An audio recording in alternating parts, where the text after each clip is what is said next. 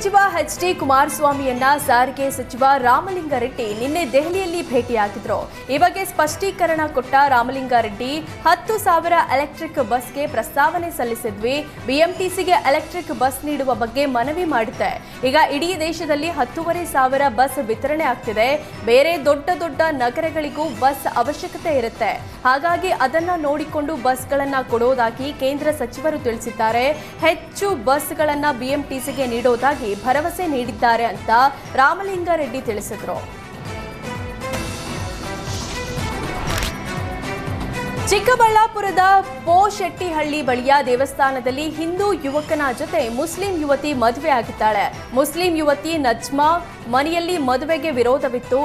ಇದರ ನಡುವೆಯೇ ಪ್ರಿಯಕರ ಹರೀಶ್ ಬಾಬು ಜೊತೆ ನಜ್ಮಾ ಮದುವೆ ಆಗಿದ್ದಾರೆ. ಹೀಗಾಗಿ ರಕ್ಷಣೆ ಕೋರಿ ನವ ದಂಪತಿ ಪೊಲೀಸರ ಮೊರೆ ಹೋಗಿದ್ದಾರೆ. ಚಿಕ್ಕಬಳ್ಳಾಪುರದ ಖಾಸಗಿ ಕಂಪನಿಯಲ್ಲಿ ಕೆಲಸ ಮಾಡುತ್ತಿದ್ದ ಹರೀಶ್ ಬಾಬು ಮತ್ತು ನಜ್ಮಾ 4 ವರ್ಷಗಳಿಂದ ಪ್ರೀತಿಸುತ್ತಿದ್ರು.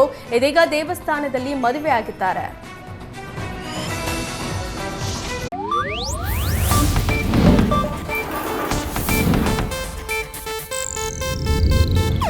ಇದು ಏಷ್ಯಾನೆಟ್ ನ್ಯೂಸ್ ನೆಟ್ವರ್ಕ್ ಪ್ರಸ್ತುತಿ.